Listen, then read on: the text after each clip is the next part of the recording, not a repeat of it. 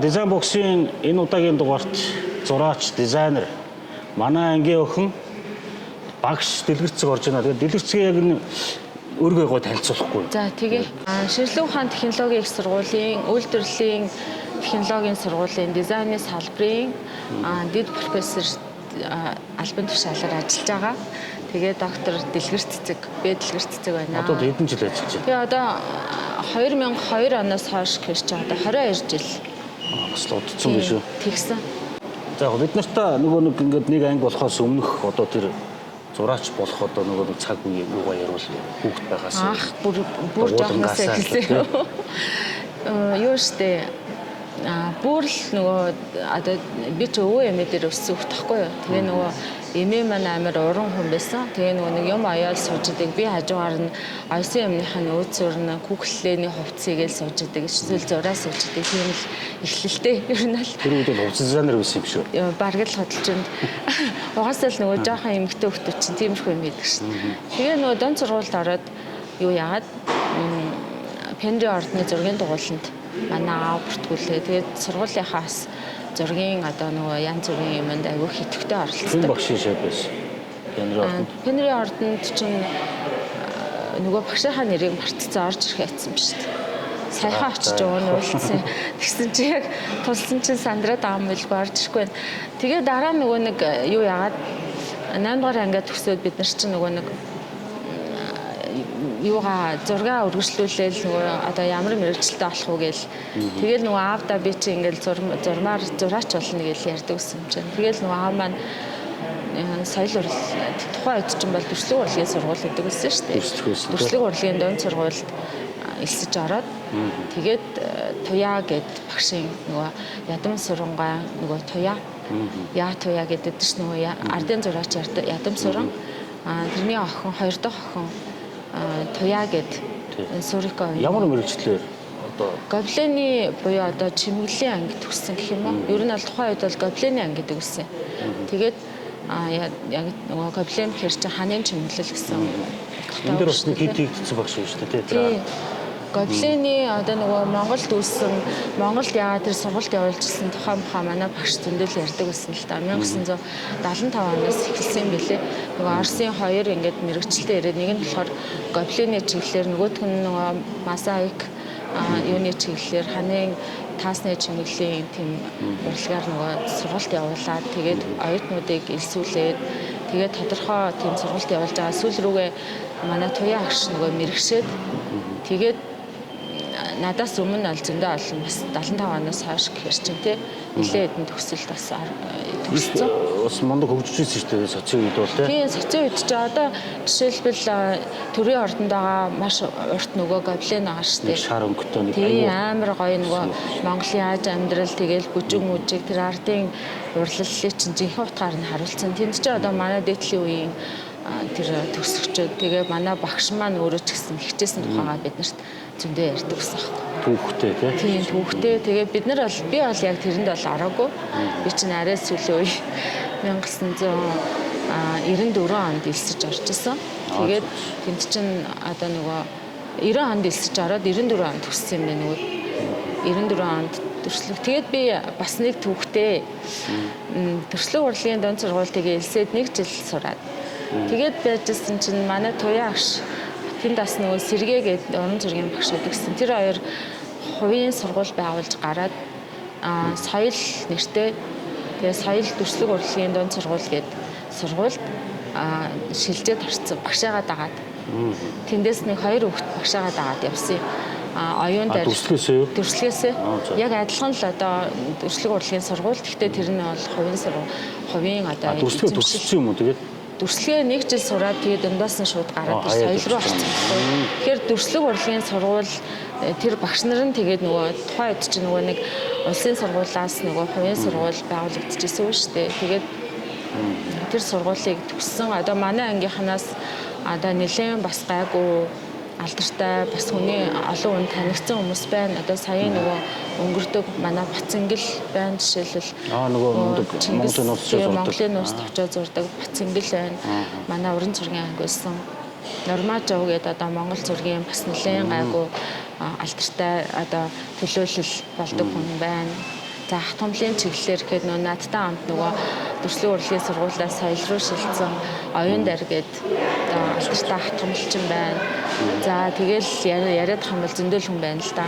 Тэгэхээр нөгөө нэг тухайн үед чинь одоо нөгөө нэг гоблены анги, уран зургийн анги, сэлбэрийн анги гэл ийм ангиуд тэгээд гоблены гэхэр чинь ингээ 3 4 чиглэлээр сургалт явуулчихсан байхгүй. Тэгээд тэнд соёлдоо сураад төгсөөд бизнест орсон юм уу? Тэгээд тэндээ 4 жил ингээд нийтдээ 5 жил ер нь бол төрслөг урлагаар сурсан гэсэн үг. Тэгээд тэнд чинь нөгөө туяагш удирдлагын дор байж байгаа. Туяагш маань сүүлийн 1 жил нэг шалтгаантай болоод сургуулиас гараад бидний дипломыг гэхдээ ер нь байнга харж удирдахжсэн. Тэгээд сэргээ агш ерөнхийд нь авч яваад тэгээд дипломынхаа ажлыг бид нар чинь төрслөг урлагийн юуны одоо нөгөө зан үзрийн музей байгаа шүү дээ. Одоо тэнд бид нар дипломынхаа ажлыг дэлгэж хамгаалж ирсэн. Тийм. Тэгэл тэндээс тэрийгэ төгсчөөд нэг газар Avias гэдэг компанид зураач хийжээ л. Оо за. Тийм. 94 оноос 95 оны хооронд. Яд компани. Тэр нөгөө нэг гар урлагийн тийм компани эсэн. Сүмнэр энэ төр гэдэг. Сүмнэр тэгэл гоблен хийвс. За тэгэл бүр юу нөгөө янз янзын куклнууд гар нөгөө хийцтэй нөгөө модон болон янз бүрийн хийцтэй тийм куклнууд хүртэл хийдэг. Тэгэл юу төмөр урлал хүртэл хийжсэн тэнд. Тэр Жанатхан гэдэг нэг Казакун байдаг ус. Тэр Жанатхан гой зураач шалгаруулж авна гэд. Тэгээд би ч одоо амар олон зураачтай орчлоо зогссон. Тухайн үед чинь бүр үржнээ гой хүртэл шалгалтанд нь орсон. Ямаа манай багш магшилжсэн хүмүүс хүртэл ингээд жагсаад ингээд зогссон. Тэгээ би чинь за юу гэж би одоо энэ намайг авах вэ бараг те би нөгөө арад яваар сонсчвал аавда хэлсэн чи очиод үзэхгүй юу гэхээр нь очиж үзчихсэн. Тэгээд очиод яасан чинь нөгөө мондог зураач нарыг л авах байлгүй гэсэн чинь тэдрийг аваагүй намайг авсан бэ те. Амар санаа яад гэвэл тэр нөгөө тэр хевсний гоблены чиглэлийн тийм нэг патрон зурах тэгээ скетч зурах энэ тэр нөгөө нэг арай жоохон хөвгт авал тухайн үедээ ч юм уу дуулууртаач гэж сонгосон юм уу тий тэр өөрөөсөө сонгогдсон биш сонгогдоод тэгээд тэнд 1 жил ажилласан. Тэгээд дараа нь 96 онд тест рүү орсон шүү. Тестийн үйлдвэрлэлийн дизайн руу 96-нд хэдүүлээ хэлсэж ороод тий. Тэгээд нэг 2 амар нөхрөл байсан шүү дээ. Нэг нь 2 дүрсд өгсөн 2 нөхөр байдаг байхгүй тийм манай ангид. За нөгөөх нь чулуун зай дэлгэрцэг 2 бол амар шүү дээ. Формат нь их том. Зургийнх нь бид нар чинь нэг юм А5 А4 дээр л ингээд арай их зураал нөгөөдгөө дүүж мөрөх гээл дуусгаж чадахгүй л байгаа байхгүй. Ингээд харангуй та хэд чинь нөгөө ингээд малиортон дээр тавьсан юм уу гэхээр айдаг байдаг шүү дээ. Тухайн үед. Яхаа бүхэл бүтэн тэр чинь 4 5 жил сурцсан юм чинь бас нэг. Тэгээд ингээд бидэдтэй ингээд хэдүүлээ яагаад 4 жил 5 жил сураад төгсөө. Төгсөн шүү дээ. Тэгэл би одоо багшаар үлдсэн тийм ээ. Тэгээд багшаар үлдсэн 2000 тэгээд юуны багш хийж одоо зохиомж дизайн гэдэг явж ирсэн шүү дээ. Тийм тэнд чинь хэдүүлээ чи аав нөгөө ягаад гэдэг интерьер дизайн, үйлдвэрлэлийн дизайн, сабаглаадлын дизайн гэж 3 чиглэлээр мэргэжчихсэн шүү дээ. Тэгэхээр чи үйлдвэрлэлийн дизайн гэдэг нөгөө юу салбартай нэг ангид төгссөн биз дээ. Тийм салбартай байсан шүү дээ. Одоо жишээл гоблем гэдэг нь яг юу юм бэ? Тэгээ одоо нөгөө сайн мэдэхгүй байхгүй. Одоо дүрслэг сурсан миний одоо гол чиглэл бол гоблен. Тэгээд зээх наамлаар би дипломын ажиллаа хийж ирсэн. Яг үндсэн одоо юу нь бол гоблены анги гэдэг байсан боловч тийм дандаа зөөлөн эдлэлээр ямар нэгэн урлагийн бүтээл хийх тэр чиглэлүүдийг заадаг байсан байхгүй. Тэгэхээр нөгөө манай нөгөө багш маань туяа агш чинь нөгөө ээж нь айгуу мондөг Лёняга гээд ядам сурангуй ихнэр айгуу мондөг нөгөө зээх наамл хийдэг юм байлаа шүү дээ. Тэгээд би бидний чинь ялангуяа нөгөө оюун дээр битэрийг гэртээ айгуу хаачдаг гэсэн. Тэгээд нөгөө оюун дээр бол бүр нөгөө Хинтээ аймгийн аавынхын талын бүр нутгийн хүүхэд би болохоор өөрөө нөгөө тэрэндээ дуртай болохоор багш намайг илүү их онцлсан болов уу гэж бод. Тэдний гэрт нь очиод зээх наамл, гоблен тэгэл янз янзын одоо нөгөө нэг зөв оролт гэл гой нөгөө урлагийн одоо нөгөө бүтээлүүдийг хараад бүр гайхаад тийм тэгсэн. Тэгээ бид тэгээ оюун дээр маань тэднээд бараг зарим үед байрлал лууны агуутай бурхны одоо нөгөө айгуу нарийн аядал зээгт наамал хатгамал энэ төр хийгээл би хажуугаар нь бас тодорхой хэмжээгээр бас нөгөө тэрийг хараад ямар гоё ингэж хийж сурах юмсан гэл тэгэл нөгөө зээгт наамлын хичээл ороод эхлэнгүүт чинь би чинь жинхэнэ утгаараа нөгөө багаасаа нөгөө эмээгийнхээ хажууд нөгөө торгоор юм хийжсэн болохоор торгон дээр зээгт наамлын чинь одоо жинхэнэ утгаар нь одоо хийж үзлээш нөгөө дипломын ажлаа тэрүүгээр Гоблин чинь одоо маш эртний урлаг ер нь бол Францаас гаралтай. Тэгээд хоёр нөгөө нэг хоёр ах トゥ хоёр гоблинууд гэж ярьдаг. Ер нь хоёр хүний нийлбэр үгээр тэр гоблин гэдэг энэ одоо мэрэгжлийн үг гарч ирсэн гэдэг. Тэгээд 17 оноос 17 дугаар зуунаас бүр эхлэлтэй Франц гэрч мэдээж Европын орнуудаас гаралтай гэхээр нөгөө чулуун хэрэмнүүд тэр үед нөгөө нэг байсан биш таараа шүү дээ тий. Тэгээд тухайн манай багш л тэгэж ярьж ирсэн. Тухайн нөгөө нэг энэ одоо тэр хүнд нөгөө чулуун хэрэм юм хүүтэн орчныг одоо тэр гоё дулаан уур амьсгал оруулахтай үүднээс хананд ингээд чимэглэл олгож хийж хэлжээжээ. Тэгээд тэндээс үүсэлтэйгээр бусад одоо орнууд энэ гоблины чиглэл гэсэн юм урлагийн төрөл одоо үүсэж бий болоод тэгээд одоо янз янзын чиглэлүүдээр тухайн үедээ бол ер нь бол бодит дүрслэл голдуу. Тэгээд гоблин чинь сүүл рүүгээ 19-р зууны оны үед болохоор яг нөгөө бодит классик зургийг шууд хуулж хийдэг гэсэн. Тэгээд сүүл рүүгээ ер нь бол одоо жоохон тийм уналтын шатнд ороод гэх юм уу одоо миний бодож байгаа шүү дээ тий. Өмнөөс багшаасаа сонсч байсан. Тэгээд ингээд мэдээж хэрэг 19-р зуун 20-р зуун гэхэр чинь нөгөө янз бүрийн нөгөө урлагийн урсгалууд гарч ирээд тэрнтэй холбоотой энэ гоблин бол илүү их задарч янз янзын материалуудаар тэгээд дээр нь янз янзын фактурууд фактурууд нь мэдээж дээр үд байсан. Гэхдээ нөгөө орчин үеийн тэр урсгал чиглэлтэй илүү их одоо хоорондоо нэгдээд янз янзын одоо contemporary гэдэг ч юм уу те эсвэл одоо янз янзын surrealist гэдэг юм уу янз янзын хэлбэртэй бүтээлүүд бий болж ирсэн. Бүр энэ гоблины урлаг бол бүр 3D хэлбэртэй хүртэл бүтээлүүд бий болох боломжтой. Тийм урлаг гэхгүй. Бүхий л төрлийн нэхэж болох юу л тэрүүгээр нэхэж болдог. Сайн нэг фактурыг ярьлаа шүү дээ. Тэр нь болохоор тэр сүлжээс нэхээсийг ярьж байна. Тийм, нэхээсийг ярьж байна. Нэхээсээс гадна тэгэл уусалтууд, тэгэл нөгөө янз янзын гадны битүүдийг бас нэмэж оруулж болж байна. Тэрэн дээр тий жишээлбэл одоо би тэр нөгөө нэг байгалийн мөчрийг оруулчихад байгаа шүү дээ.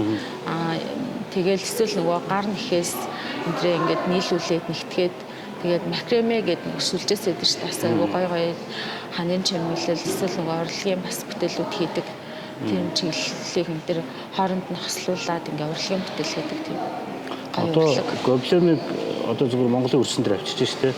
Тийм Монгол гэж танигдсан тийм бүтээлүүд байдаг бах тий. Тийм мэдээж одоо тэр нөгөө төрийн ордонд байгаа нөгөө бүтээл гэж ярьсан шүү дээ. Тэгэл тэрнээс гадна мэдээж бидний өмнө төгссөн тэгэл бид нартай хамт ингээд сурч исэн одоо гоблинээр айгу мондог нэгдэг манай ундармаа гээл айгу уран одоо хүүхэн байна.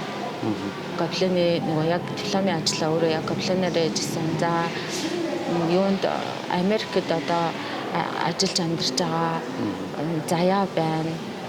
Бачуулангой охин алтан заяа гэд. За тэгэл мөнх туяа энэ төр гээл оюун гэрэл гээл ингээ гоблины чиглэлээр бас айгу тодорхой хэмжээгээр юм одоо гоблины хаяг хийж идэг. Энэ гоблин ер нь хөгжил ямар шүүштэндээ явж байна. Сургуульд нь ер нь одоо анги байгаа юу? Ер нь яг байх нь байгаа. Гэтэ нөгөө нэг соёл урлагийн их сургуулийн тэр чимэглэл монументал тал руугаа одоо сургалтанд нь тодорхой хэмжээгээр тийм яг тэр анги нь бол байхгүй зүгээр мэрэгсэн анги байхгүй болсон. Зүгээр нөгөө нэг чиглэл олоод тэрэн дотор ингээд одоо ханын чимэглэл учраас яалтчгүй л нэг сургалтынх нь нэг улирал ч юм уу нэг жил ч юм уу тэр нөгөө семестрийнхэнтэй холбоотойгоор сургалтанд ороод явдаг гэд би уран чимэг багштай өнөөдөр ярьжсэн. Гэсэн чинь манад байх нь байгаа. Гэхдээ яг нөгөө нэг элсэлт айгүй хүүхдийн тоо багассан учраас нөгөө нэг анги гэхээр 20 хүүхэд байх хэвээр. Тэгэхээр нөгөө нэг яг тэр чиглэлээр хүүхдүүд сайн мэдхгүй элсэж орохгүй байна. Тийм учраас бид нар ингээд нэг чиглэл гэхээсээ илүү хичээлийн програмд нь оруулаад явж байгаа гэд тэгж ярьчихлаа. Ингэж ярьж хүмүүст ойлгуулахгүй бол сайн мэдэхгүй байхгүй. Хүмүүс мэдхгүй юм чинь тий. Тэгээд минь сайн тийм ойлголт байна. Тийм одоо тэгэл та эдээс л сонсч ирсэн уу шүү. Тийм шүү дээ. Гоблины ганц нэг юм харж ирсэн тэр уурал мэдчих. Одоо тэр ялангуяа тэр төрийн ордны яа нөгөө нэг урлагийн бүтээл дээр нөгөө ингээд зүв хатгаж аваад юм тогтооцсон байсан шүү дээ. Тийм. Нэг хэдэн жилийн өмнө бөө яриа олоогүй юу. Тэгэл ингээд удаа болоод хатгацсан. Тэгээд тэр чинь ингээд нөгөө урлагийн бүтээл мэддэг хүмүүс чинь ингээд шүүмжлээд ойлгуулад яриад эхлэнгүүт нэрээ эн чинь тийм байж тэгээд хүмүүсээс тодорхой хэмжээгээр ойлгуулсан. Одоо бас хэмжээшгүй одоо үн өтгтөө. Тэр чинь одоо амар л юм байгаа шүү дээ. Тийм шүү дээ. Тэр чинь урлагийн бүтээл тэгээд тэрийг дахин давтагдчихгүй гэсэн үг шүү дээ. Одоо яг тэр хосгүй үнд гэдэгтэй ч адилхан шүү дээ тий. Яг одоо тэрийг тэр өмнөх шиг нь ингээд тэр яг өнгийн утаснуудыг нийлүүлээд одоо нэхин гэдэг бол бас л нэг бүх ажил дахиж тэгэж гарахгүй давтагдчихгүй бүтээл. Тэр өчний хүн оролцсон юм бэ? Тэр бүр аягүй олон оролцсон л сонсон. Би яг тоог нь бол мэдэхгүй юм байна. Тэр олон хүнээр л ихгүй бол. Тийм тэр чинь нийлд сууж байгаа л хэсэг хэсгээр нь хичээд тэгээд ингээд нэгтгэж тэр утас нь ер нь ямар утсаар тэр бас байдаг бох тий одоо ер нь нэхэж болох хуцаар гэхээр тэгэл бидний үед бол намайг одоо сурж байгаад манай багш аягүй их нөгөө юуны утаснууд оруулаад ирдэг гэсэн юм.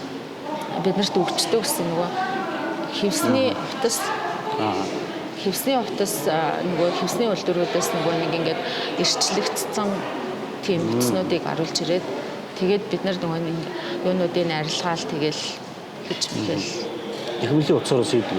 Тэгээ гар нэхээсний нөгөө нэг 200-ны 3 100-ны нэхээсний утсыг ашиглаад тэгэл яаж тэгэл хийчихсэн.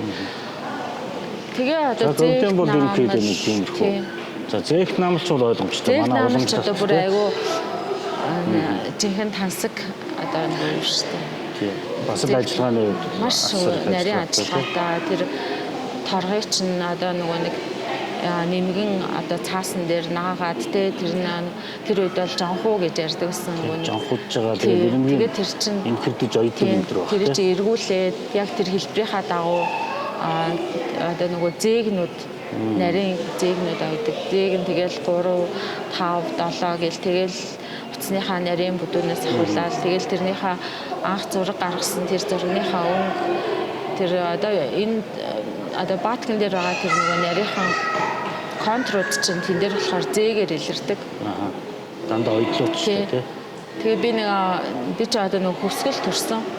Тэгээ нөгөө сарлаг марлаг манай өвөө эмээр чинь нөгөө нэг сангийн талаа гээд бүрэн тогтоосон юм тийшээ бид нар чинь 100 болгон очиж нөгөө өвөө эмээ дээр нөгөө амралтаараа өнгөрөөд өгсөн болохоор сарлаг тэгэл хөр мал бас айгүй хардаг болохоор сарлагын юм 3 юм нөгөө нэг юу бух одоо нөгөө нэг юм мөргөлдөж байгаа. Тэгээ бусад ингээл одоо хөрс үрэг нь ингээд тойроод нөгөөдхий чинь ингээд л одоо харж байгаа гэх юм уу те илүү их сонирхож яаж байгаа. Тиймэрхүү сэдвтэй энэ тийм юугаа бүтээлээр дипломын ажиллаа хийжсэн. Одоо энэ сүүлийн үед яг энэ торон баатик юу лээ? Торгон баатик. Тийм баатик гэдэг нэг төрөл байгаа тийм. Баатик дотроо 2 янзын төрөлтэй. Бас л би нөгөө төрслөх таахта тодорхой нэг жижиг деталь, жижиг юм одоо сургалтын хэмжээний ажил хийгээл туршиж үзээл явжсэн. Тэгээд тэрийгээ сэргээгээд ер нь бол 2003 оноос хойш хийж эхэлсэн баатикийг. Өмнө нь нөгөө нэг одоо нэг сурж байгаа хавцтай бол за ингэж хийх юм байна, тэгэж хийх юм байна гэж хүмүүсийн хийжсэн юмыг хараад тэгэл баг зэрэг материалаа цуглуулаад энэ чинь нөгөө нэг 2 янзын төрөл нь хоёулаа ингээд цэвэр нөгөө нэг 100% торог, бүр харахаан торог, нөгөөх нь болохоор яг 100% одоо даавуу байх хэвээр хөвөн даавуу. Тэгжээс нөгөө нэг зориултын бодг нь ингээд дээр нь тогтоод тэгээд бэхжүүлээд тэгээд дараа нь угаасан ч одоо арилахгүй тийм одоо урлагийн бүтээл хийх. Тэгээд хоёулаа бид мэдээж ялгаатай. Нэг нь болохоор торгон дээр зурж байгаа нөгөө зурсныхаа дараа бэхжүүлэлтэн дандаа халуун одоо нөгөө зүйлээр дарж эндүүдэж бэхжүүлдэг. Одоо нөгөө прессер нөгөө гардагтай адилхан биш үү? Нөгөөх нь болохоор зурчаад мэдээж эскиз гаргаад давн дээрээ зурчаад контро тавьж нарийн зурчаад тэгээд бодог модог өнгөө тавиад тэгснийхаа дараа нөгөө лаа биш үү? Лааг хайлуулад тэгээ хайлуулсан юугаа нөгөө зурган дээрээ түрхээд тэгээд ингээд нөгөө лаача одоо нэг жоохон байж аал хатчих шүү дээ тий. Хатуураад тэгэхээр ингээд одоо бактур гарах үүднээс ингээд хаглах газруудаа хагална.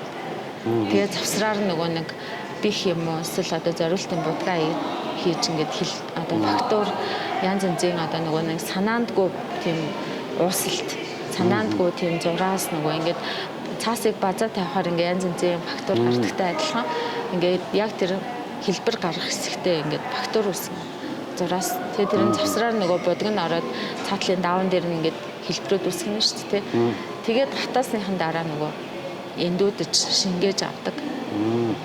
Одоо бүр байхгүй болох юм шүү дээ. Тэгээ бүр тосын байхгүй болтол нь авна. Гэтэ мэдээж нөгөө тосон дүрэгдсэн давуу бол мэдээж тэр бүр байхгүй болно гэж аахгүй шүү дээ тий. Тодорхой хэмжээгээр өнгө нь бол арай илүү тийм тодорчдөг тосонд хийцээ учраас тэгээд илүү одоо ажиллагааны үед арай жоохон одоо олон янзын нөгөө юм хольж яадаг гэдгээр жоохон ажиллагаа ихтэй. Гэхдээ мэдээж гарсан хойноо ч гэсэн хоёулаа адилхан л нөгөөх нь болохоор илүү нарийн ажиллагаа шаарддаг. Торгон дээр зурж байгаа. Тэгээ би өөрөө бас нөгөө жоохон монголчуу юм зурх дуртай. Монгол нөгөө контур монгол зургийн бас арга маргааг ин баатагтай аягүй хослуулах дуртай. Яагаад гэвэл тэр контур гэдэг чинь нөгөө нэг монгол зурган дээр бүх юмаа илэрхийлж гаргаж ирдэг шүү дээ. Тэрэндээ адилхан энэ баатагч гэсэн ингээд контророо нөгөө дүрс маань илүү тодорч нөгөө нэг өнгө нөгөө өнгө рүүгээ уусахгүй ингэж баригддаг байхгүй юу. Тэгээд яг мэдээж хэрэг нөгөө энэ арга ажиллагааг ингээд нарийн өөрөө ингээд сураад хийгээд эхлэхээрээ заавал контр тавихгүйгээр шууд өнгөө тавьчаад дараа нь одоо контр тавих газраа тавиад өнгө тавих газраа тавиад тэр ажил. Ерөөсөө л одоо өөрөө нөгөө ажиллагаа мэдсэн тохиолдолд яаж ч ажиллаж болно гэсэн үг. Гэхдээ мэдээж тэр торог тэгээд контр зураас зургийг чинь одоо торог энэ олдц хэрэг үү? Торгоны олдц бас ховор штэ. Монголдо бол гаднаас бид нар гаднаас би бол гаднаас л авч байна. Ер нь бол Унгар, Чех тэгээд Хятад хөр урхаа гэдгээр ч манай урд зүгдэл голцоо хийж яадаг юм байна. Тэндээс захиж авч байна. Тэгээд яг бас нөгөө зориул яг дан гэхээстэй гэхээр бас ховор давхар нэхээстэй гэхээр зузаан болчдөг. Тэгээ зузаархаараа нөгөө контр маань цаашаа нэвчихгүй. Одоо бөнгө тавлаа гэхэд нөгөө хоорондоо уусаад ингэ явчихна шүү. Тэгээд чинь нөгөө нэхээсний югаар ялгаа. Одоо би зүгээр ажиллаад байхад манай торон хэвлэлийн нэг юм тор байгаа даа шүү. Тий. Харахад би тиймэрхүү юм хараад байгаа юм. Тэгээд энэ бол ялгаатай торог юм биш үү те? Тий, яг цэвэр 100% торог. Энд чинь будаггүй л ирж гин гэсэн үг үү? Тий, будаггүй. Ер нь бол яг энтгийгээс бас торог орж ирдэг. Би нөгөө санаандгүй ингээд дэлгүүр явж агаад энтгийг нөгөө торгон алчуур. Далчуур хэлбрээр ингээд дөрвөн ирмгийн ингээд ойцсон. Тийм алчуурууд аваад энтгийг торгонууд ихэнхдээ ер нь өнгө оруулсан бас байдаг. Одоо жишээлбэл ногоон, цэнхэр гэдэг ч юм уу эсвэл зарим нь уусгацсан ч юм уу тий. Тэрэн дээр нь бас шууд тэр өнгийг ашиглаад бас ажиллах боломжтой. Тийм. Ер нь бол зөв олдоц ховортой. За үндсэн тэр торгон маань тэгээд олддог юм байж. Будаг шунхан тэр юм яа. Бас л ховор. Тийм. Ер нь зориултын будгууд нь бас орж ирдэг. Тэгээд Оросоос бас батгны будаг орж ирдэг. Тэгээд бас нөгөө би чинь нөгөө юу л Унграас захиж авч исэн. Одоо сүүлийн үед нөгөө байгаа будган дээрээ тулгуурлаад нэлээд хоримтлуулсан л да. Ер нь бол үзэсгэлэн гарах гэж байгаа юм чинь нөгөө петрол аягүйх бэлдэж шүү дээ тий. Петролоо бэлдэж байгаа л тэгэл багаар зураал тий. Одоо ер нь хичнээн төрлийн зураг бүтээл тавьдсан байна үсгээр. Энд одоо нэг 30 гаруй бүтээл байгаа. Тэгээд 30 гаруй гэхээр ер нь бол 10 хавцаа ер нь бол баримжаагаар одоо торгон баатыг нэг 10 гаруй. Одоо ингээд энэ олон бүтээлийг эзээ завандаа хийгээд байна. Харин хүмүүс тэгээд бичсэн байсан. Тэгээд би одоо нөгөө 2001 онд чинь нэг доктор урлаг судлалын ухааны доктор хамгаалсан шүү дээ. Нөгөө чи алтан цэцэг багш удирдлагын удирдагчийнхаа 2021 онд. 21 онд. Тий 21 онд. Тий 21 онд хамгаалчаад нөгөө дизайныхаа чиглэлээр би ч одоо нөгөө сүүлд тайдтай чинь дизайны чиглэлээр яатсан. Тэгээд дизайныхаа одоо сургалттай холбоотой шүтээс нөгөө одоо доктор сурж байгаа бол одоо дуусгах хэрэгтэй штэ гэл тий. Тэгэл дээр нь бас нөгөө нэг тодорхой хэмжээгээр хийж байгаа ажлаас дуусахгүй ингээ хаяхаар чинь бас харамсалтай. Тэгээ багш маань ч нэлээд зүтгүүлсэн, би ч нэлээд хичээсэн гэж бодож байна. Яг ямар сэдвэр хамгааллаа? Би болохоор сав баглаа бодлын дизайны чиглэлээр хамгаалсан. Одоо сургалт явуулж байгаа чиглэлээр гэсэн үг шүү дээ. Тэгээд тэндээ яг нөгөө бас мэдээж хэрэг нөгөө сав баглаа бодол гэхээр үндснийхаа л нөгөө бас сав суулгыг судалсан.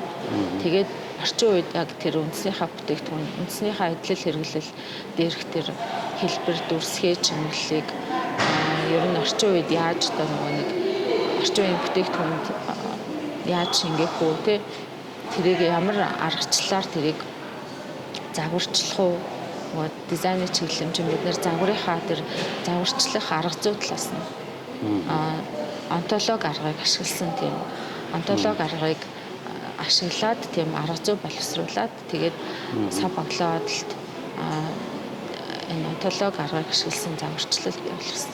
Тэрүүгээрээ докторийн зэрэг хамгаалсан. Одоо Монгол хэв шинжтэй сав баглаа бодлын дизайны судалгаа гэсэн мөр сэдвтэйгээр тийм сэдвэн яг тийм сэдвтэйс.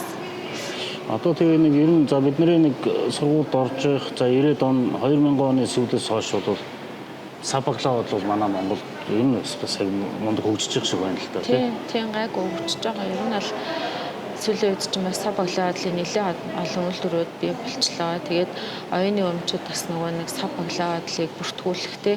Тэгээд тэр чинь бас нэлээд хэдэн жилийн өмнөөс бүртгүүлж ирсэн ч гэсэн одоо нөгөө хүний одоо хийсэн зүйлийг хуулбарлах зүйлүүд өдр айгүйх байна шүү дээ. Яг дүр тэ. Тэгээд дээр нь ямар ч бүтээгдэхүүн савлгаагүйгээр худалдаанд гарахгүй. Ялангуяа хүнсний бүтээгдэхүүн тий. Тэгээ хүнсний бүтээгдэхүүн дотроо бүр одоо бидний ахуй хэрэглээний хамгийн одоо чухал зүйл болох сүүс бүтээгдэхүүн ааруул одоо манай бидний үндэсний бүтээгдэхүүн тий. Одоо савлгаагүйгээр зах зээлээр гарна гэж байхгүй. Тийм учраас тэрийг заавал одоо дизайныг бид нар шийдэх хэрэгтэй болчихж байгаа байхгүй. Тэгэхээр тэрийг яаж хийх вэ гэдгийг л одоо бидний гүүхэд байхад бол за жишээл өндөг авлаа гэхэд бид нар юм өндөгний савтай явдаг гэсэн. Тийм шүү дээ. Дээр үддэг. Сав баглаа бод шаардлагагүй байж л тий. Тийм. Сүү авлаа гэхэд бетоноо барьжчаа сүүг авчдаг тий. Тийм байсан тий. Тийм байсан байгаа байхгүй. Одоо жоо эко талруугаа ч юм уу да. Талруугаа байсан. Яг одоо жишээлбэл ингээл зарим хүмүүс тэгэж бас одоо намайг нөгөө доктор хамгаалж явах үеэр тиймэрхүү юм ярьсан. Одоо жишээлбэл мандаг одоо технологийн чиглэлийн ингээд сайенс шинжилгээ ухааны доктор ингээл хүмүүс чи одоо ингээд сав баглаа бодол хийлээ гэхэд тэр сав баглаа бодол чинь тэгэл дараа нь хог болоод тий байгаль орчинд хортой штэ. Чи тэгээ тэрийг яаж шийдэх чам? Ер нь аль чиний ажил чинь бас тэрийг яаж шийдэх талаар байх хэрэгтэй штэ энэ төрөл. Тиймэрхүү нөгөө технологийн талын юм яриад байна. Нууц шууд ер нь тэрийг яаж шийдсэн? Яг үнэндээ бол дахин боловсруулахаар шийднэ. Технээс биш бид нар тэрийг байгаль дугаасаа тэр химийн нэгдлийг бол шингээх ямар ч арга байхгүй шүү дээ. Тэгэхээр дахин боловсруулах аргыг л яаж нэвтрүүлэх үү гэдгийг л одоо тэр хогоо бас нөгөө ангилж ялгах хаях ч гэдэг юм. Тэр чинь бол бид нартай холбоо. Гэхдээ би тэрийг шийдэхгүй би бол загварын шийдэх хэрэгтэй юм баггүй юу? Тийм шүү дээ.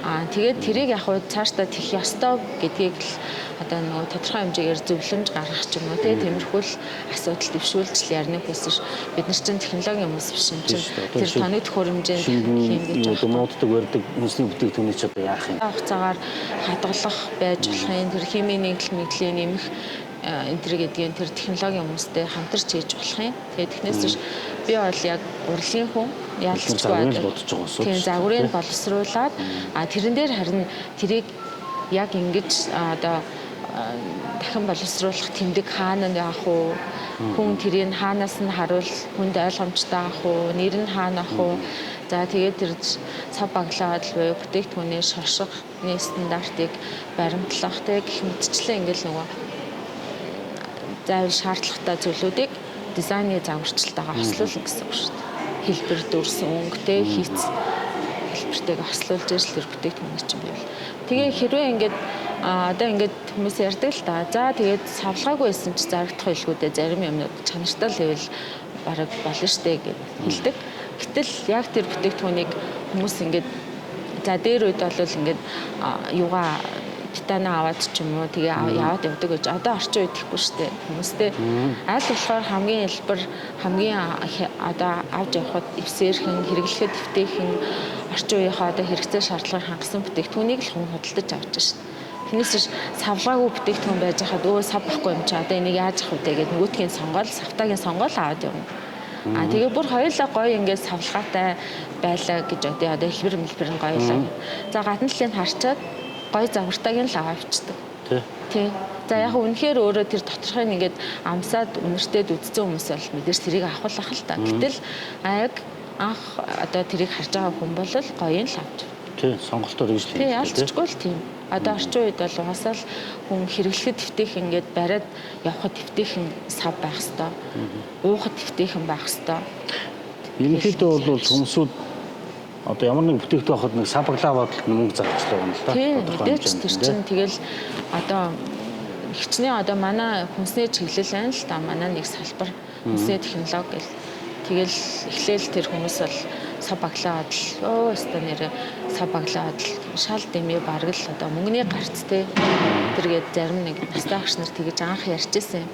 Тэгээ намайг ингээл судалгаа хийгээл явж байхад нэг тиймэрхүү яриатаа хүмүүс бас таарлаж л байсан.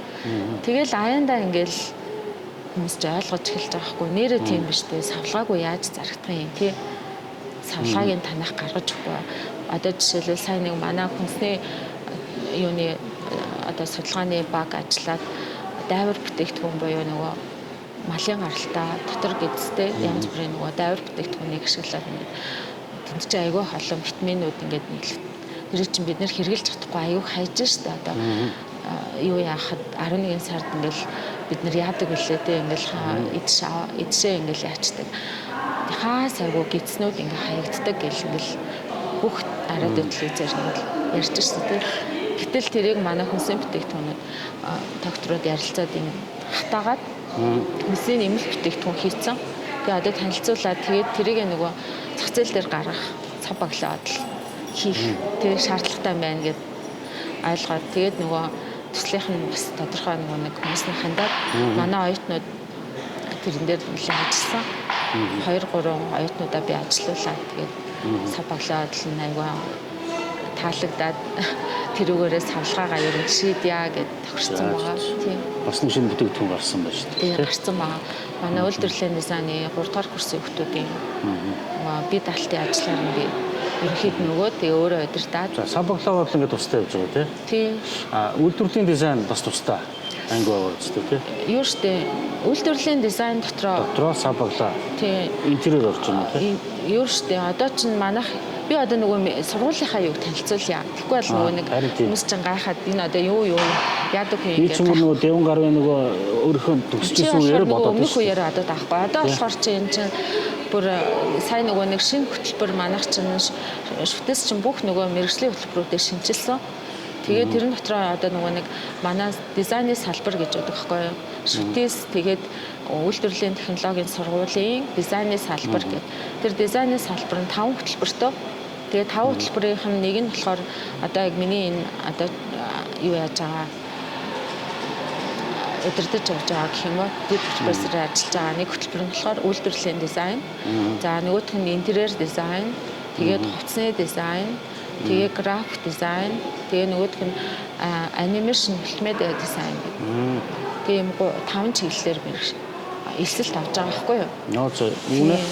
Сүүлийн өөр компьютер график бас байгаа юм. Тийм байгаа байхгүй юу? График дизайн, анимашн мультимедиа дизайн. За энэ хоёр ч нэг байсан уу? Нэг байсан нь 2 тусдаа хөтөлбөр болгоод цааш шинэ хөтөлбөрөөр бүр тийм нэр нь хүртэл өөрчлөгдсөн.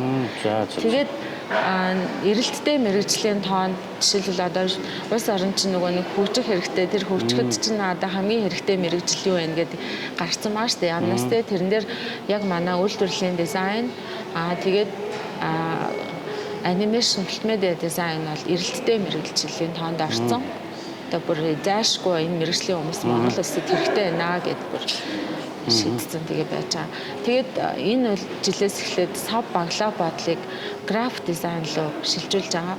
Нөгөө шинэ хөтөлбөрийн олон улсын жишгт нийцүүлээд ялцчгүй нөгөө сав баглаа бодол бол гадна талаасаа хэлбэр байлаач гэсэн нөгөө нэг график шийдэл аягүй чухал болоод байна л да. Орчин үед бол хэлбэрээс гадна одоо нөгөө гадна талын тэр дүрс өнгө тий шрифтийг яаж байрлуулах уу, хүний стилийг яаж татах уу. Нөгөөх нь болохоор үйлдвэрлэлийн дизайн болоод ирэхээр нөгөө тавилга, идэлгүүн чиглэл рүүгээ илүү явъя. Тэгэхгүй бол ингээд хитрхээ жоохон тарамдаад байна гэсэн багш нарын бас санал. Тэгээд дээр нь бас олон улсын сургуулиудын жишг хөтөлбөрүүдийг хараад бид нар хооронд нэлээд тийм өөрчлөлт хийж шинжилсэн. Тэгээ одоо ингээд шинжилсэн хөтөлбөрөөр өнгөрсөн 2024 оны эсэлдээ 23-аас 24 оны эсэлдээр хүүхдүүд эсвэлээд авцсан. Тэгээ одоо ингээ 2 дахь эсэлний намар болох гэж байгаа. Шинэ хөтөлбөрийн. Тэгэхээр ч одоо нөгөө нэг айгуу тийм юу аахгүй юм. Орчин үеийн мэдэрч тэр хөтөлбөрийг чинь шинжлэхгүй болвол хуучин ингээл хөтөлбөрөөрөө яваалахаар нөгөө нэг хичээлийг чинь агуулга тэгээл дээр нь тэр багш нарын хөгжих тэгээд ямар хичээлийг хүүхдүүд илүү сонирхож үзэх ёстой юм.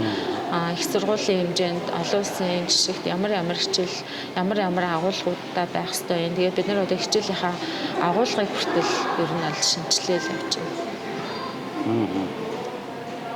Тэгвэл энэ жилээс солигдож байгаа юм уу ер нь? Тий, одоо энэ өнгөрсөн намраас шигтлээр авцсан явж байгаа. Би үзсэн чинь нөгөө сургуулийн реклам болчихсон юм. Реклам болчихсон явж штэ. Өөрөө өөрөө ч л ярьжсэн шүү дээ. Тэгээ ялцчгүй одоо би чи рекламдахгүй бол болохгүй шүү дээ. Өөрөө ажиллаж байгаа юм чинь 20 хэдэн жил ажилласан. Одоо би ч бүр эсэлтээ нөгөө нэг дизайны салбараа төлөөлж одоо нөгөө мэрэгжлийн талаар нөгөө танилцуулга эсвэл нөгөө хүмүүс уцтаж нөгөө асуух тэр хүн гол хүн нь сая 2 жил тэрэн дээр ажилласан бас хүүхдүүд эцэг эхчүүд ч асуун чатаар асуун. Танах тийм эцэг эхчүүд хүүхдүүдэд зориулсан юм хөтөлбөр ч юм уу танилцуулах тийм явагддаг юм уу? Тийм явагддаг. Одоо ингээд нөгөө манай нөгөө нэг чанарын албаны дарга одоо хөтөлбөр ийм хөтөлбөр энд 10 жилийн хүүхдүүдийг одоо хурал цуглаа эсвэл нөгөө нэг танилцуулга мэрэгжлийн танилцуулга хийх хэрэгтэй боллоо гэд. Тэгээд тэр үед нь бид нар очиж танилцуулга хийгээд хүмүүсийн өмнө нөгөө хүүхдүүдийн хийсэн бүтээлүүдийг үзүүлээл тэгэл явдаг л да. Тэгээд бас нөгөө ингээ баг бүрдүүлээд энэ аймагуд болон нөгөө нэг хотуудын нөгөө 10 жилийн сургуулиудаар бас төрөө явах уу тийм тодорхой ингээ хуваар гаргаад бас явдаг. Тэгээ энэ жилээс одоо яаж яг нөгөө би энэ жил бол тэр багт нь ороогүй. Энэ одоо энэ нөгөө ажилтаа юм биш үү те? Уцаар аягүй их асуун. Тэгээ чатаар аягүй их асуун. Тэгээ би ч одоо бас нөгөө үйлдвэрлэлийн дизайных нь хариуцж байгаа профессор юм чинь бас аль болохоор нөгөө олон хүүхд оруулж энэ эрэлттэй мэрэгжилээ хүүхдийн тоог нэмэмээр штэ. Гэтэл бас сайн танигдахгүй л бас харьцангуй мэддэг болсон баг л та. Бид анх нөгөө дизайнд орж явахдаа л үгүй мэддэг мэдгүй орж исэн гэсэн. Дизайн гэж чи юу юм те? Бүр нөгөө манай найз нар ярьжсэн ш нь нөгөө яриас сууж байхдаа одоо манай одоо доктор Ганти хүртэл анх нэрээ би одоо алинд нь орох уу гэж бодож байгаад хувцсны дизайн гэхээр одоо би нэг хаашаа ч юм бол та гэжсэн үйлдвэрлэлийн дизайнд орсон. Яг л зөв юм руу орсон байлээ гэд. Би ч ингэж үлсээ хийж байгаа ингэж хэлсэн шүү дээ. Өөдөө чи яа. Лаа тааш тэгээгүй зүгээр. Гэхдээ зүгээр сонирхолтой санаадал авсан. Тийм тэгсэн баг. Тийм. Тухайн үед ч айгүй өөрөө сонсогдчихсэн шүү дээ. Би бол яг үнэндээ нөгөө нэг төрслөг төгссөн хүн чинь за одоо бараг л нөгөө хувцас руу орох гэдэг шүү дээ. Нөгөө зөөлөн материалаар юм. Тэгсэн чинь манай ээж аав хоёр ер нь бол ээж маань дургуутсан юм. Хувцас руу ороод яах юм бэ чи те өмнө нь чи зөндөө юм ааж ингээд суудаг байсан. Тэгээд угаасаа чи чадна штэ гэдэг ч юм уу. Эсвэл чи аяах юм аа хобби болгочих ч юм уу гэдэг ч юм уу те. Тэгээ аав маань бол чи баг үйлдвэрлэлийн дизайн дээр юм шүү. Үйлдвэрлэлийн дизайн чинь айгуу тийм нэлийн өргөн хүрээтэй. Манай аав чинь бас нөгөө мусын багш байсан. Тийм учраас бас нөгөө юу мэдчихэж штэ тий. Мэргэжлийн талаар ерөнхийдөө мэдчихэж штэ. Тэгээд намайг ерөн чиглүүлж өгсөн манай аав штэ. Аав маань мусын багш байсан. Яаж ивж байгаа энэ зургийн авиас ч одоо аль талаад гарсан бэ? Танаа ээж аав чинь Тийм, ер нь бол аавын талч гэсэн манай аав айгу гарын уртаа.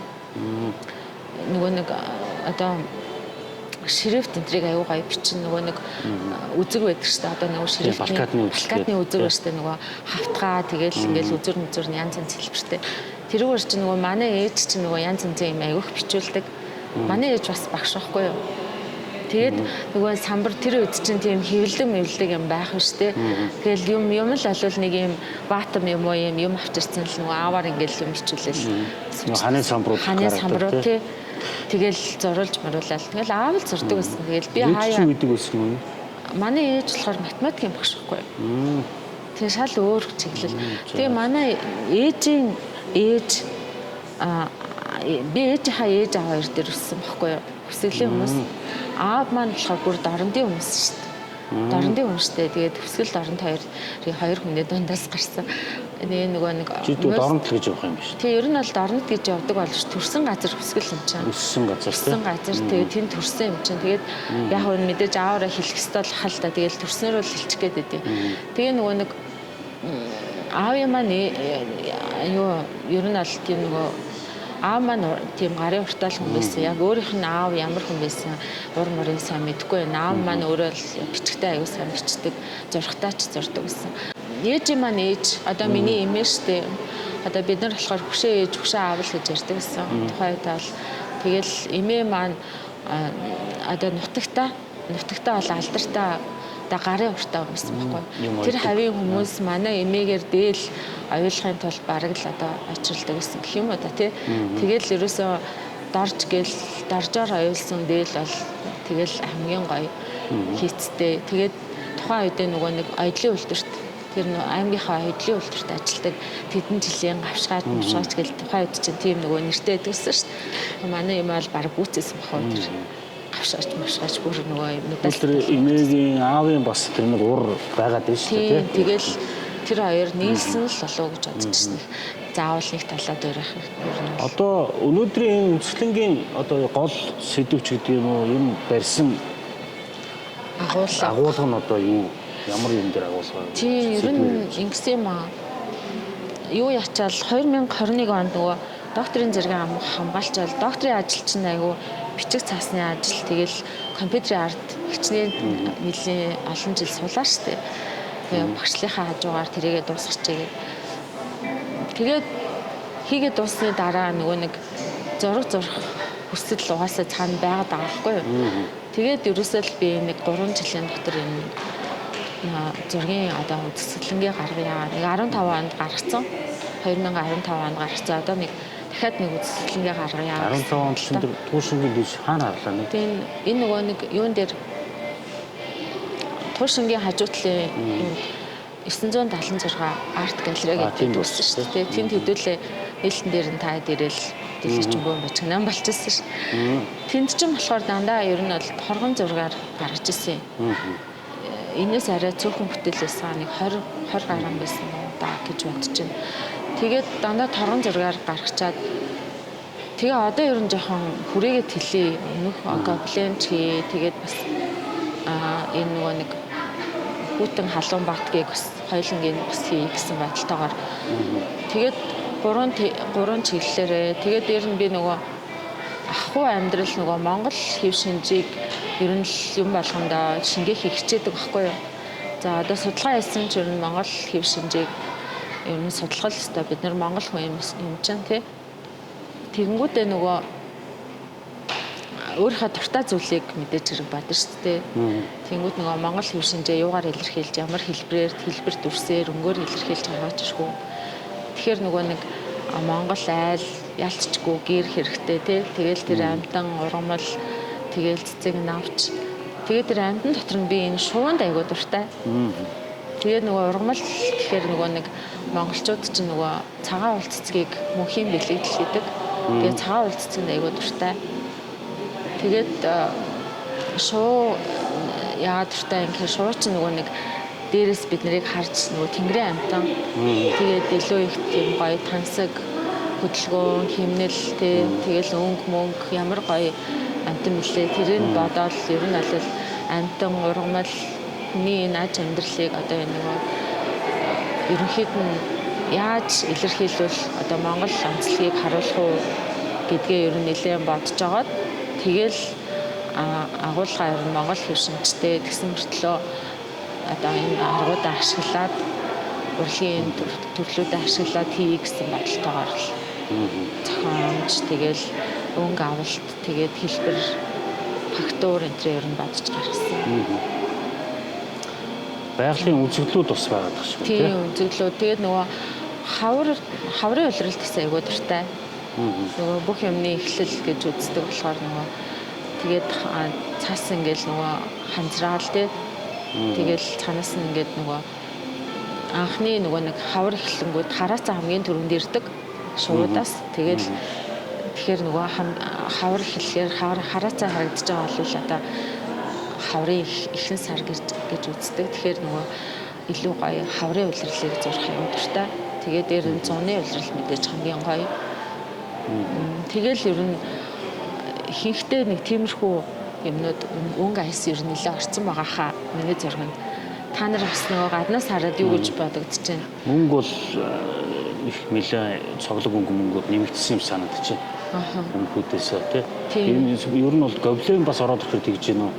Тийм баха. Тэр нь материалын чанар манараасаа болоод нэг тий.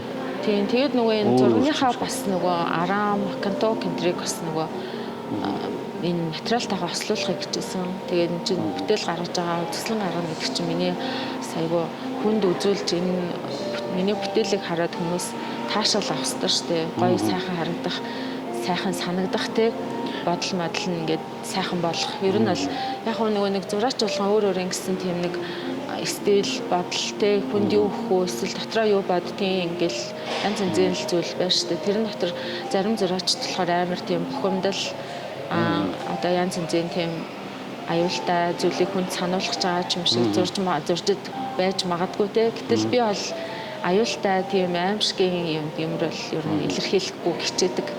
Дандаа тийм аз жаргалтай, сайхан гэгээлэг, өнгө нь илүү гоё өнгөлөг тэгээд илүү гоё хоорондоо зогцсон тийм баялаг контрасттай эрсдэс өнгөнүүдийг ч гэсэн бас нэлээд хослуулахыг хичээд зурдаг.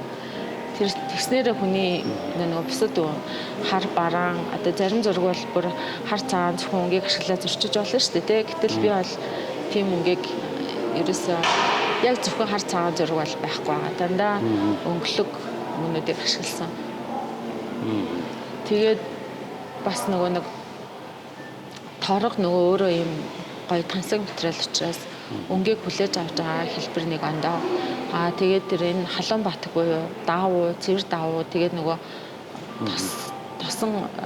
тостой яагаад лаг түрхээд ингээ ачаар чинь өнгө нь ингээ тодроод тэгээд материалын шин чанар бас энэ будаг юутаа холтоод янз янзын тийм би өөрөө бүр санаандгүй гарсан хүртэл юм гоё факторууд байгаа. Одоо ингээ тухайн үеийн эмоц тэгэл одоо юу гэдгийг те нөгөө нэг яах бол гэд хараад сууж итэл ингээл айгүй гоё факторууд гараад ирсэн тийм. Тэгээ нөгөө энэ материалын онцлогдоо цаасан дээр ч гэсэн ингээл яг уусгаж мусгай гоё хэлбэр гаргана шүү дээ тий. Гэтэл энэ нөгөө торгон өөрөө шууд нэвт. Энэ торгон энэ зурганд ер нь онцсон юм санагдаад шүү ер нь. Би юу? Тий. Өөр арга техникээр ер нь бас хийх бодол байна. Дараагийн төслөн дээр. Дахиад яг хөө тэгэл цаас тоос одоо юу гэх юм те. Тийм болно л да. Угаасаа төрслөг тахад цаас торгон дээр зөндөл хоолстон дээр зурж л байсан л да. Тэгэл тэр чиглэлээр угаасаа л нөгөө нэг тодорхой хичээл бичээл үзсэн болохоор дараагийн удаа магадгүй дахиад өргөжүүлэх яах вэ гэдгээ дараа л тэгэл бодондоо л гэж бодчих.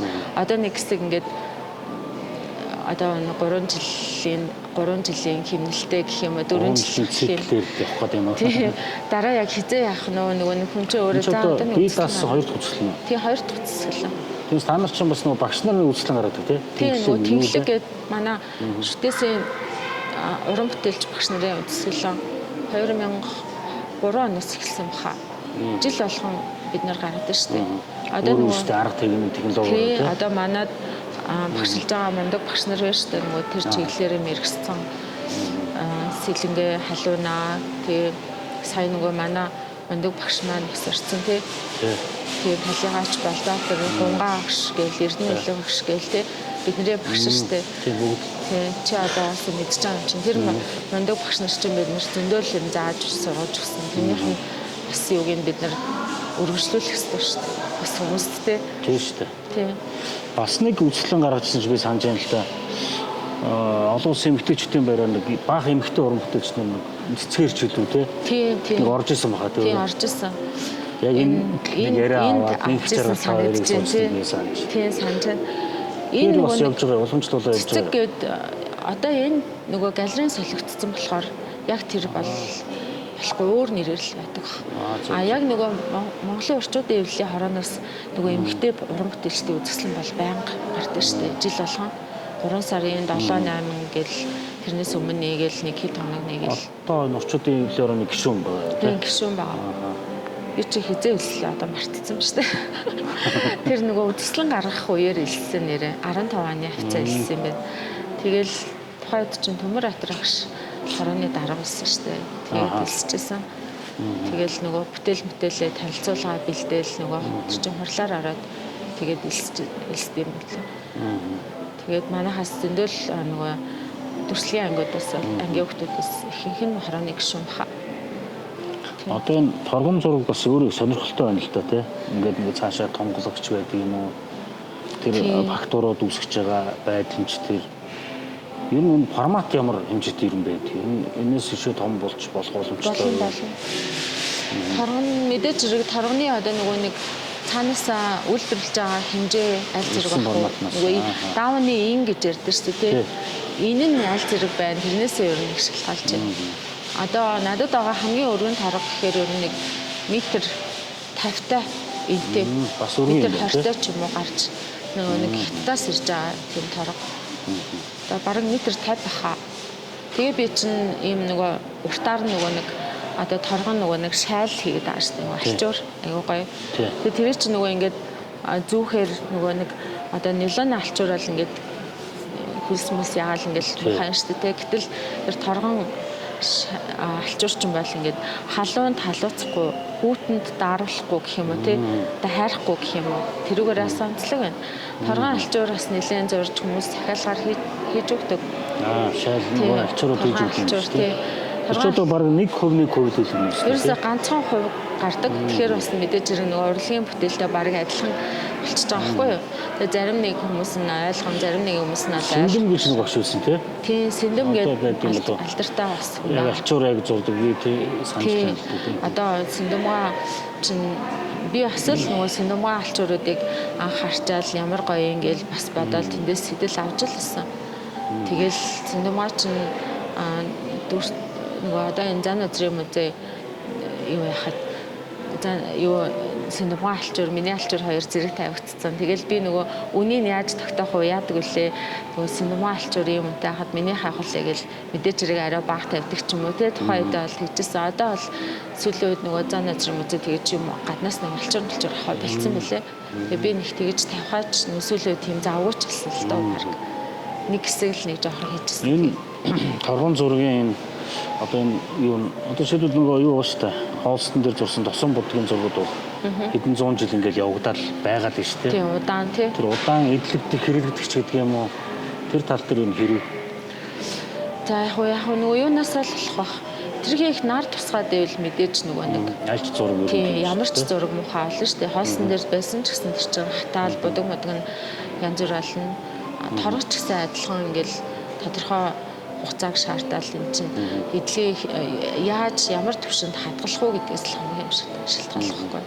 Нар мар хитрхийг тусахгүй тэгээд айтайхан шиг юутай байвал мэдээж хэрэг удаан байж л одоо би жишээлбэл ингээл зурсан нөгөө нэг зургаа ингээл гэртээ өлгөөл за одоо бараг 10 жил болсон юм байж л ямар ч асуудалгүй илтгэдэггүй гандаагүй зүгээр яг хөө ингээд зүүж байгаа алчуур бол мэдээж хэрэглээний нөгөө юугаар ингээд олон дахин хэрэглээд нөгөө дахин угаагдах ч юм уу те тэр тохиолдолд нөгөө торгочийн өөрөө маш нэмгүй учраас нөгөө сэмрэх тэгээд ингээд зөөлрөх те тиймэрхүү юм бол мэдээж гарна. Яг ингээд бүтээл бол яг нь энэ тэгээд энэ олдуураас торгон дээр олдчихлоо юм чинь энэ тэгээд бас байж байгаа гэсэн үг тийм. Тэр байтгаал одоо торгоч нь яг нөгөө нэг байгальд шингэх нь аягүй хурдан л та яалтчгүй нөгөө нэг одоо эко бүтээгдэхүүн эко зураг зураад байгаа биш үү? Тийм. Одоо тэгээд байгаа юм шүү баг те байгальд илтэй. Гэсэн үг шүү дээ. Ямар ч тийм нөгөө хор мор байхгүй одоо илэгдэж харагдаад хаягдлаач гэсэн тэр бол ерөөсөй байгальд хоргоо гэсэн үг байхгүй юу? Гоё юм аа гэдэг үзлэг орчихсон. Тэгээ та хэдийг харин ингээл яхаар чинь ирэхээр ч аюу гой санагддаг шүү дээ. Одоо ингээл манай ирлээ мэрлээ өстэй аюу гой. Хамгийн одоо уран бүтээлчийн хүний ер нь аз жаргалтай үе хизээ юм яг хэр бүтээлээ гаргачаад тэр хүмүүс ингээ үзээд тэгээ буцаад ингээд сэтгэлээ бичээд байгаа сэтгэлийн дэвтрийг тавьсан маа шүү дээ. Тэгэл би нөгөө гаргасныхаа дараа ингээд хүмүүс за юу ч гэсэн ингээд ажлынхаа дундуур орж гараад бүтээлээ яаж ийм хүмүүс сонирхож байгаа болов уу гэж энэ сэтгэлийг л уншиж байгаа юм чинь. Зарим нэг хүмүүс нь үнэхээр өстө нэрээ гоё тансаг байна маань энэ үзэсгэлэн үзээд бүр амар гоё сэтгэлийн тайвшрал одоо сайхан зүйл бодогдлоо санагдлаа гэж айгуу гоё зүйлүүд бичсэн л лээ. Тэгээд би бүр харчаал уншчаал тэгэл үнэхээр бас ингэж гаргасан зүйлээсэн байна. Одоо тэгвэл ингээл хийсэн уран бүтээлүүд чинь давтагдчихгүй шүү дээ. Тийм давтагдчихгүй. Одоо энэ яг өнгөөр тэгж тэр багтуур гаргая гэдэг чинь байхгүй юм чинь тий. Яг хөө дахиад ингээд зурлаа гэхэд контрод авуулаад зурна шүү дээ тий. Тэгэхээр өнгө болвол яг тэр өнгөө ингээд яг ингээд арилтлан найруулал тавихлах. Гэтэ багтуур бол давтагдахгүй шүү дээ. Хизээс давтагдахгүй. Тэр зураас ч гэсэн ингээд нөгөө нэг даун торго өөрөө ямар нэмгэн бэлээ те. Тэгээд тэр контур чинь нөгөө юм нарийнхан зүйлээр урсаж гардаг бодог. Тэгээд би өөрөө гараараа ингээд зурхаар тэр гурав чинь нийлж ирс тэр зураас гарч байгаа юм чинь. Тэгэхээр чинь тухайн үеийн эмоц тэгэл тэр гарны одоо хөдөлгөөн аль аль нь нөлөөлтөл. Тийм. Тэгэхээр чинь хүн чинь нөгөө нэг ингээд одоо нас мастай холбоотой бас хүний бодол санаа бүх зүйлтэй холбоотой тэр өнгө зураас химнэл юу бодох яах гэдэг чинь бүх зүйлтэй холбоотой болчихсон шүү. Тухайн үеийн нөгөө амьдралын одоо химнэлтэй холбоотой тэр химнэл гэдэг нэр өчөд байгаа шүү. Би чинь торгон химнэл гэдэг үзэсгэлэнгийнхаа нэрийг тэр химнэл гэж өгсөн нь бас учиртай байхгүй юу? Байгалийн хэлбэр өнгө дүрсийг бүр одоо янз бүрийн химнэлээр одоо дамжуулж тэр хүмүүст үзүүлж байгаа гэсэн санаагаар. Одоо энэ уран бүтээлээ ингээд хийгээ сууж шүү дээ. Энэ голчоо шүн сууж байна. Ажилтаа үед баг гэхэд хэцүү. Ер нь бол одоо нөгөө нэг амралтын өдөр голдуу аягуулсан. Ялангуяа хагасаан бүтэн сайн. Тэрнээсээ л кайф авч байгаа. Тийм, тэрнээсээ ер нь бол ажлын өдөр бол ачаал дайлагдана. Нилээн их одоо ачаалтаа сүүлийн 2 жил бол нилээн ачаалтаа л байна л да. Тэгээд зуны цагийг аягүй ашиглана шүү дээ. Бид нар чинь бас нэг давуу амарч байгаа шүү дээ. Нөгөө 6 сарын 20-д 8 сарын 20 хүртэл нөгөө яадаг шүү дээ. Багш нарын бас нэг тэр бас миний бүтээл хийх аягүй боломжийг бүрдүүлж байгаа байхгүй юу. Хэрвээ би 100 амардгүй байсан бол бас хийж чадахгүй шүү дээ тий. Гэтэл зуны 2 сар бол би яг одоо нөгөө ингээ бодож исэн зүйлээ одоо мэдээж амарч ингээ гоё байгалийн сайхан байханд явахаар ч хүний сэтгэл санаа гоё болоод юу зурх уу яах уу гэдэг нь бодогдсон шүү дээ тий. Тэнгүүдээ тэрийг ингээ тэмдэглэж бас иймэрхүү юм зориулгаа юм байна гэд бодцоод тэрийг тийм тодорхой хэмжээгээр тэмдэглэж авчаад зарим нь бол бүр бичсэн ч тохиол бичиж тэмдэглэж авчаал тэгэл дараа нь ер нь тиймэрхүү юм зориулгаа юм байна гэд скизээ хөнгөн байдлаар гаргаж үзэж байгаа л тэгэл тэндээсээ сонголт тэгэл зорж эхэлнэ л дээ. Шууд ингээл томор зурхгүй. Шууд томор зурхгүй. Жижигэр зурж юм Монгод орж ирэл гэхгүй. Тэгээд зурсан нэг 2 3 бүтээл энд байгаа. Тэр эмоцороо тий. Энд зур тавьсан мэс нэг цэцэг байхгүй болчих. Одоо тэнд зардсан бахаа та. Үгүй баа. Тэнд тавьсан баг шиг нэг ягаа. Ер нь уран бүтээлийнхаа тэр сэдвийг тэр ер нь хийж явахдаа яг яаж одоо өөрөө зурдаг хөгжим сонсдог юм уу? Хөгжим сонсно. Одоо нөгөө хүмүүс ингээл ярьдаг зураачид амар онгод ордог мордог. Онгод орохоор ингээд би тийм юм зурдаг мордог гэж ярьдаг шүү дээ. Ер нь бол тэр онгод гэдэг зүйл бол би одоо яг нэг тийм онгод гэхээсээ илүү юу юм шиг санагдаад байна. Тухайн үеийн эмоцнд тухайн одоо юу яг зургийг гэсэн нөгөө нэг хүслийг төрүүлээд тэгээд яг тэр зурх боломж нь бүртгэхээр яг зурж эхэлдэг. Тэрнээс цаг нь болохоор тийм тэрнээс би ингээл өдөр алган онгод орол зурна гэж байхгүй шүү дээ. Тэгэл нэг өдөр ингээл бүр бичиг цаастайгаа зуралдаал бахангүүн маргааш нь нөгөөтгийгөө эмхтэл зэгцлээл янзлал цааш нь явуулна. Тэгэл дахиад маргааш нь ажилдаа бол мэдээж зурж чадахгүй. Тэгэл хэсэг байжснаа. За ер нь энэ ажлаа зэгцлэнээ дараагийн ажил руугаа ийм хийвэл гээл ингээл нөгөө бараг миний хувьд бол зураг зурна гэдэг чинь тайвшрал амралт болж байгаа байхгүй. Тийм байна л дээ. Зургаас ч дандаа тийм зураг. Тэгээд хажуугаар нь мэдээж бас судалгаа хийн. Тэгээ хүмүүс ч ингэж ярьдаг шүү дээ. Зарим технологийн ч юм уу зарим нэг мэддэггүй урлаг жоохон за бараг л юугаараа илээ манай нэг зарим хүмүүс тэгэж ярьсан гэдсэн. Зүгээр л одоо та нарын гарт чинь орцсон байдаг болохоор тэгэл бараг л хобби чи юм шүү. Чиний хувьд бол 10 минутын л ажил шүү дээ. Тэр зарим хүмүүс тэгэж ярьдаг байхгүй. Суугаас урчих юм шиг. Чаддаг л чи чадхаа юм чинь бараг тэдний минутын дотор зурчих эсвэл тэдэн цагийн дотор чи тэгэл хийчин үсттэй энэ төр гэж ярьдаг тийм шиг бодоод байна л та тийм бодоод байна. Гэтэл тэр чинь тийм биш байхгүй. Яг тодорхой хугацаанд дотроо бодно, тэрийгээ судлана, хэлбэр дүрсээ яаж гарах уу гэдгээ бодно. Тэгээ тэрийгээ цаасан дээр зурчж үтэн, бичиж үзэн тий. Тэгэл нэлээд тэгэл судалгаа хийснийхаа дараа тэр чинь яг юм урлагийн бүтээл дүр шүү дээ. Гэтэл одоо ингээл зарим хүмүүс чинь мэдхгүй ингээл зураг болвол зүгээр л хоббигоороо зурдаг зүйл шүү дээ. Шинжлэх ухаан өгүүлэл бол одоо юу шүү дээ. Эрдмийн ажилттай энэ төр гэж ярьдаг л да. Гэтэл одоо манай урлагийнхан бол тэгэж яг бодохгүй. Надад санал нэг байх гэж би бодож байна. Яагаад гэвэл зураг зурхын тулд одоо бүр түүхэн зураг зурдаг хүмүүс байна. Зөндөө судалгаа хийж байна тий. Жишээлбэл одоо Чингис хааны хүрэг ч юм уу эсвэл одоо ямар нэгэн хаадуудын хүргээ зуръя, эсвэл хаттуудын хүргээ зуръя. Эсвэл тухайн үеийн амьдралыг одоо бүр зуръя гэвэл тэр чинь судалж ижил зурхгүй тэр хүн толгооноосоо хоббигоороо зурна гэж байхгүй шүү дээ. Тийм үстэй тий. Би одоо жишээлбэл нэг одоо өөрийнхөө санаанд орж байгаа зүйлээ зуръя. Тэгээ санаанд орж байгаа зүйлээ зурхаар л тэр нь гоё болчихно гэж аахгүй шүү дээ. Тэр чинь судлана одоо ямар дүрсийг ямар өнгөөр илэрхийлж гаргаж ирвэл ямар үйл хөдлөлтөө тэр үйл явдлыг зурх юм.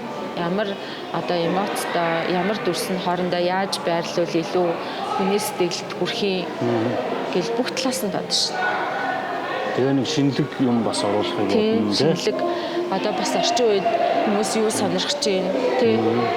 Тэгж бодно. Тэгээд 90 он 2000 онд үлдчих болохгүй тий. Тийм тэгж болохгүй шүү дээ. Одоо бас урлагийн бүтээл гэдэг чинь цаг үетэйгээ мэдээж нийцэх ёстой. Дээр үеийн мэг зурлаач гэсэн мэдээж тэрний өнгийг гаргаж зураад тэгээд тэр нь мэдээж тухайн орчныг тэр үзэж байгаа хүндээ мэдрүүлэх ёстой зурж байгаа зураг бол нэг ондоо. Абстракт одоо орчин үеийн хийсэр урлаг бол нэг ондоо тий.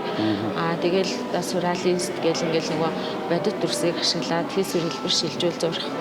За бүр ингээ хүний санаанд оромгүй одоо цагийг хүртэл ингээ хайлуулаад зурцсан Сальвадор Далигийн зураг хүртэл байдаг шүү дээ. Тэгэхээр урлагийн бүтээл гэдэг бол ерөөсөө л баригдчихгүй тий. Одоо ерөөсөө л таашгүй хүний сэтгэлд юу ч бодогдож яаж ч болно. Гэхдээ тэрийг судалгаан дээр үндэслэж Яаж тэрийг хүнд хүргүүл илүү одоо тааламжтай сайхан санагдах эсвэл муухай санагдах тэр зургаар ер нь юу илэрхийлж ийж тэр хүмүүст юу бодогдуулах гэж байгаа, яах гэж байгаа гэдэг нь илүү чухал байгаа байхгүй тий. Тэгээ би бол мэдээж нөгөө түрүүн ярьснараа хамгийн сайхан зүйлийг л бодуулахыг л хичээж зурдаг гэсэн үг. Мэдээж нэг яг тийм тайван байж байгаа л зурсан, бодож байгаа л хийсэн юм байгаад байна л. Тий. Тэгнээс тийм нөгөө нэг аймаар хүнийг тэгүүл ингүүл тэгнэ гэл тий муухай юм бодох ч юм уу. Ер нь бол багасаа л би ер нь тэгж л боддог гэсэн. Хүн сайхан юм бодох юм бол тэр сайхан зүйл нь өөр дээр нь л ирнэ шүү дээ. Муухай зүйл бодвол мэдээж муухай зүйл болно шүү дээ тий. Тэгэхээр нөгөө бодол санаа гэдэг чинь өөрийнх нь нөгөө нэг гадаад илрэл тэр хийж байгаа үйл хөдлөл бүх зүйлтэй нь холбоотой. Тэгээ манай өвөө дандаа тэгж ирдэгс. Миний охин юу бодож чинь тэрийгэл юу. Гэтэ чи мэдээч хэрэг сайхан зүйл хүнд ер нь сайхан зөвлөл хийх ёстой. Тэгжээж л хүн сайхан амьдрна уу гэсэн шүү муухай юм бодох юм бол мэдээж амьдрах хэцүү шүү дээ. Тэгээ би ч одоо нөгөө өвөө эмээ ээж аав тэгэл нөгөө тэр хэдийнхаа сургаалыг бас тодорхой хэмжээгээр бодсон шүү дээ. Ер нь нэг жоох өвөө эмээгийн л хүүхэд байсан юм тийм. Өвөө эмээгийн ярихаар л ер нь нүд сонирн болоод байгаа зү. Нүдмэс жоохон. Тийм тэгээ нөгөө 8 нас хүртлээр өвөө эмээ дээр өсчөөд тэгээд нөгөө яасан аав чор дээр ирээд тэгээ манай доотлын дүү бит хоёр чинь өвөө эмээ дээр өссөн байхгүй юу. Тэгээд доотлын дүүнэр манай аав хэдэн нас хүртлээр нэ? 8 нас хүртлээр. Сургууль ортлоо юу? Ортлоо. Өсгөлт. Тэгээд сургуульд орчоод нөгөө дунд сургуульч амардаг штэ нэг 14 хоног 7 хоног. Тэгтэн өсгөл явуулахгүйгээ уйлаа суучна. Тэгээд заавал амралтаараа өвөө эмээ дээр очдог. Тэгээд тэнд өвөө эмээгийнхаа гэрт юм уу нөгөө өвөө эмээ чи ямар ажил хийдэг вэ? Манай өвөө эмээ тэр эмээ маань нөгөө ажилчин байсан гэж ярьсан шүү дээ. Айгуу мандаг ажилчин байсан. Өвөө маань болохоор худалдааны өмсөн. Ер нь бол дандаа л худалдаан бэлтгэлийн газрын дарга. Тэгэл сүүлдээ бүр нөгөө нэг би ч нөгөө өвөөгийнхаа энэ хуруунаас нь ингээд бариад бит хоёр ингээд тэр нөгөө гудамжуудаар яваад нөгөө сүүлдээ нөгөө нэг төлөв явж байгаа юм тийм шүү дээ. Тэтгэврт гараад өвөө чинь тэр гудамжны нөгөө одоо хөршин албаны хөршин албаны дарга маань юу гэдэг вэ юм дээ тийм дарга маргал гэдэг гэсэн. Одоо хорныхоо сөөхийн дарга байхгүй. Тийм бараг тэр гудамжийн бүх хүмүүсийг мэддэг. Тэгэл би өвөөгөө дагаал явчихдаг. Нөгөө манай баг миний доотлын дээр болохоор эмээ дээр голдоо үлдчихдэг гэсэн юм билгүй дээ. Тэгэл өвөө маань ингээл амандаа өглөөл юу их гэж байгаа ингээл яриа л явчихдаг. Би сонсоол нөгөөдгийн сонсоод ингэ гэж байгаа юм байна. Тэгэл гэртээ очихоор эмээгийнхээ хажуудад очиж нөгөө торго моргын ажиллаж мэжилж янз бүрийн юм хийгээл тэгэл ер нь бол өвөө эмээ дээр аягүй их нөгөө очдог гэсэн 100 болгон очино. Тэгээд эмээ маань насрал дараа нь өвөө маань нэлээд насалсан бүр 100 бараг хүрсэн. Оо зөв. Тэгээ нөгөө би ч аав чирээгээ алдсан. Тэгэхэд өвөө маань надад аягүй их нэмэр болдог гэсэн. Тусдын болж исэн. 2006 онд Ноцтол байгаад байсан юм байна уу? Тийм, ер нь бол нөгөө 2006 онд аав маань гинтхэн бас орсон шүү дээ. Нөгөө нэг зүрхний хагдаад тэгээд би чинь 50-наас ирээд тэгээд дүүнэртэйгээ ээжтэйгээ өвөөтэйгээ амьдарчсан. Өвөөтэйгээ нэлээ тэгээ өвөө маань 2013 хүртэл 10 он тэгээд ээж маань бас насаараад тэгээд 3 жилийн дараа өвөө маань 13 онд тасарсан байхгүй юу. Тэгэхээр чинь би чинь бүр яалцчих. Одоо ч гэрүүлэх юм бол хамгийн ахмад нь шүү дээ тийм. Тэр чинь миний доороо 4 дүүтэй. 2 эрэгтэй 2 эмэгтэй дүүтэй шүү дээ. Тэгээд том нь болохоор чинь одоо нөгөө бас айгүй их хариуцлагатай авах болохгүй шүү дээ. Тийм шүү дээ. Тийм. Дүүнэртэй өглөөдөр болох болохгүй. Тэгжэл амьдарч байна да. Бид чинь бас нэг нарийн ширээн сайн мэдэхгүй шүү дээ. Ерөнхийдөө л тэгээд нэг амьдралаа нэг бас дэлгэж яриад хэрэггүй шүү дээ. Хүний амьдрал өөрийнхөө л байна. Ер нь бол нэг хүний амьдралыг чинь их айхтар нарийн асуугаад ч хэрэггүй юм шиг санагдаад байдаг ш. Хүн өөрийнхөө л бид нар ч гэсэн нэвтрүүлгийг ихэр нэг хувийн амьдрал нэг ороод байдаг. Тийм баг. Тийм болцоо уран бүтээлийн яриад явчихдаг болохоо. Тийм. Би тэгээд яг үнэн байдлаар ерөнхийд нь л ярьчлаа. Өмнө нь л юм чаа одоо тийм. Тиймэрхүү нэг ярихаар харин тэгээд исэн дэ түүнээс ажиглаад байсан л та. Нүд нь сонирн болоод байгаа юм тест.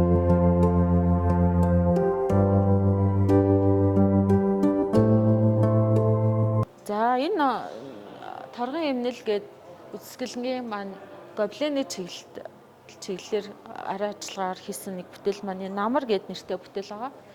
Энэ намар бүтээлд нь ерөнхийдөө нөгөө намар цагийг одоо илэрхийлсэн бүх нөгөө цэцэг жимс дэлгэрээд жимс ингээд одоо дэлгэрсэн байдлаар болцсон байдлаар гэх юм уу те жимс нь болоод тэгээд ингээд нөгөө намрын өнгийг илэрхийлсэн байгаа. Тэгээд дээр нөгөө энэ нэг зүүнний нэхээсээр нөгөө нэг жижиг деталуудыг хийж өгөөд тэгээд дээр нь энэ гоблений нөгөө нэг фактор буюу ажиллагааг оруулж өгсөн.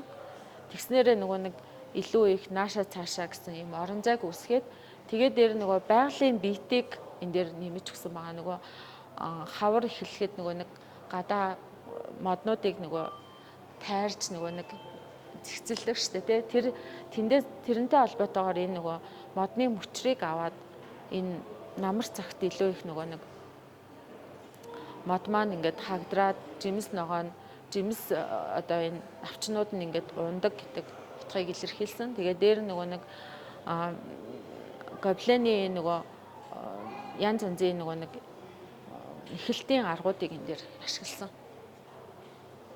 Тэгээд гадна талаар нөгөө нэг мэдээж хэрэг нөгөө үзэсгэлэн тавихад зориулагдаад энэ араамд хийгээд тавил илүү бас өрмөц юм уу гэд зүгээр нэг ингээд дээр доор хоёр нь дог хийж тавьж ахаараа араамтаа хийвэл энэ байгалийн биетийг илүү гоё тодруулах үүднээс нь ингээд хүрэн араамтаа цагаан канвасан одоо нөгөө нэг рамтаа хийж өгсөн байгаа. Тэгээ энэ бүтээлээрээ энэ үзэсгэлэнд энийг одоо энэ бүтээлийг энэ 2022 онд ер нь хийжсэн. Тэгээд энэ бүтээлээ байлгаж аваад энэ үзэсгэлэндээ танилцуулж байгаамаа. Дараагийн бүтээл маань болохоор энэ үзэсгэлэнгийнх маань постэр дээр орсон одоо торгон бат гэж хураа батгийн аргаар хийсэн бүтээл байна.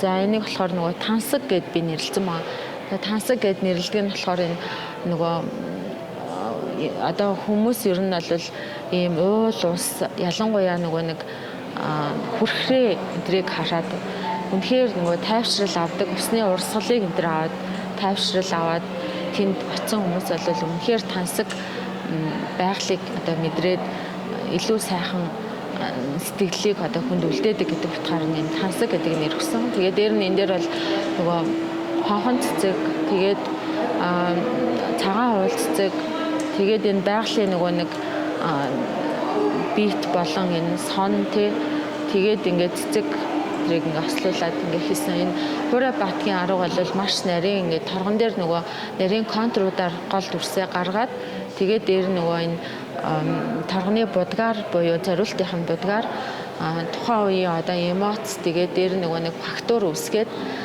янз янзын ажиллагаагаар энэ гадна талын дотор талынх нь болон гадна талын энэ факторуудыг гаргаж өгсөн. Энэ дээр байгаа факторууд бол нөгөө дахиж давтагдахгүй дахиад энийг зурлаач гэсэн яг энэ фактор бол гарахгүй нэг удаагийн бүтээл болж гардаг гэдгээр илүү онцлог.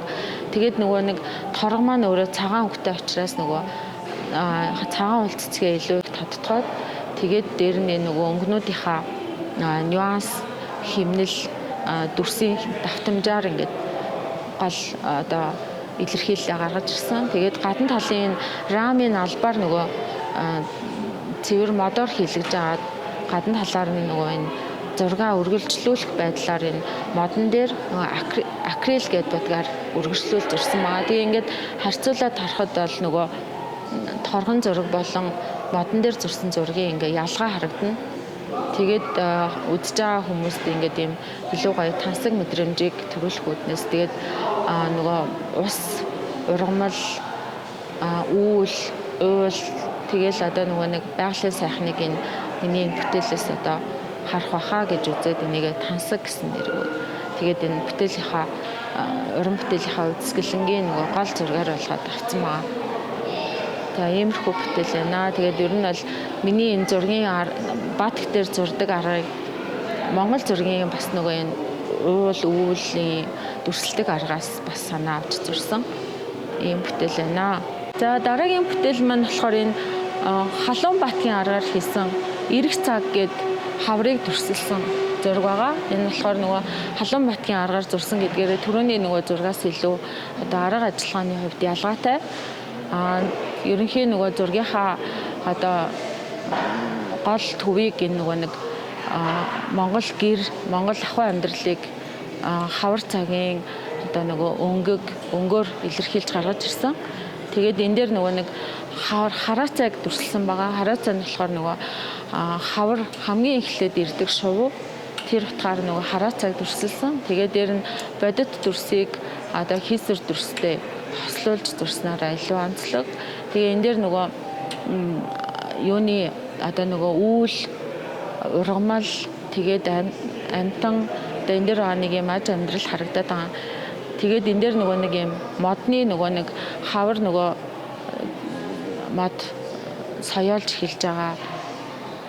За бараг хоосон шахуу нөгөө нэг хамгийн хаврын ихэнх сар учраас нөгөө ногоороогүй байгаа байдал харагдана. Тэгээд энэ ажиллагааны гол онцлог нь болохоор цэвэр даавн дээр 100% даавн дээр зурдаг. Даавн дээр зурчаад эхлээд контур тавьж өнгөнүүдээ зориултын будгаар нь өнгө тавьсны дараа болохоор нөгөө лаа хайлуулж дээр нь ингээд түрхэж битүү түрхээд тэгээд тэрнийгээ дараа нь болохоор нөгөө хагалж завсраар нь фактор үүсгэх зорилгоор хагалаад тэр хагалсныхаа завсраар нөгөө өнгийн одоо тохирсон будгуудыг одоо хийж хагалсныхаа дараа тэгээ хатаад тэгээд хатсныхан дараа нөгөө нэг юу яадаг буцаад нөгөө юугаа лага сонингийн цаас эсвэл одоо ямар нэгэн тийм нөгөө тос шингээдэг цаас тавьж аваад эндүүдж авч ин зургаа нөгөө тосноос нь салгаж авдаг гэсэн үг. Ер нь бол одоо хар үгээр хэлэх юм бол за тэгээд энэ арга нь бол нөгөө түрүүний нөгөө нэг торгон буюу Хүйтэнбатгийн аргаасаа өнгөний хувьд арай жоохон тийм тод харагддагаараа илүү онцлог байгаа. За өнгөний хувьд одоо нөгөө эрэх цагийг дүрсэлсэн гэдгээрээ нэлээд тийм ялгаатай цайвар, цэнхэр тэгээд уран дулаан цагийг илэрхийлсэн улбар, шаргал өмнүүдийг хүйтэн өнгөтэй ингээ хослуулж, дулаан хүйтэн өнгийг хослуулж дүрсэлсэн.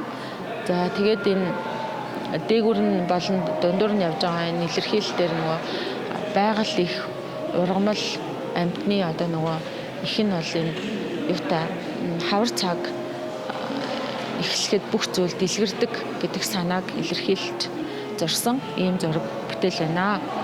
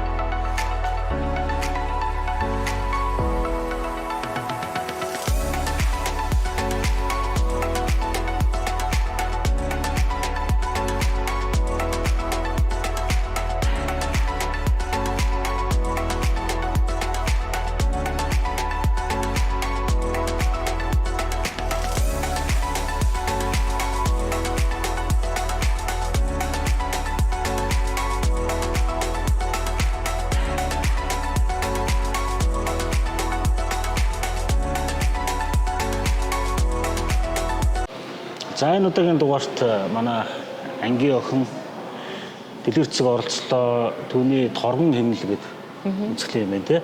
Энэ үзэсгэлэнээр бид нар бас орж сонирхлоо. Тэгээд найздаа уран бүтээлийн өндөр ажил төсөө. За баярлалаа. Стек баярлалаа. Найзаагаа ирж бичлэг хийж одоо ингээд олон түмэнд миний уран бүтээлийг таниулж тэгээ одоо миний нөгөө хийх гэж байгаа зүйл хийсэн зүйлийн маань ингээд бас яриулж олон түмэнд таниулж аваад найздаа маш их баярлалаа. За баярлалаа. За баярлалаа.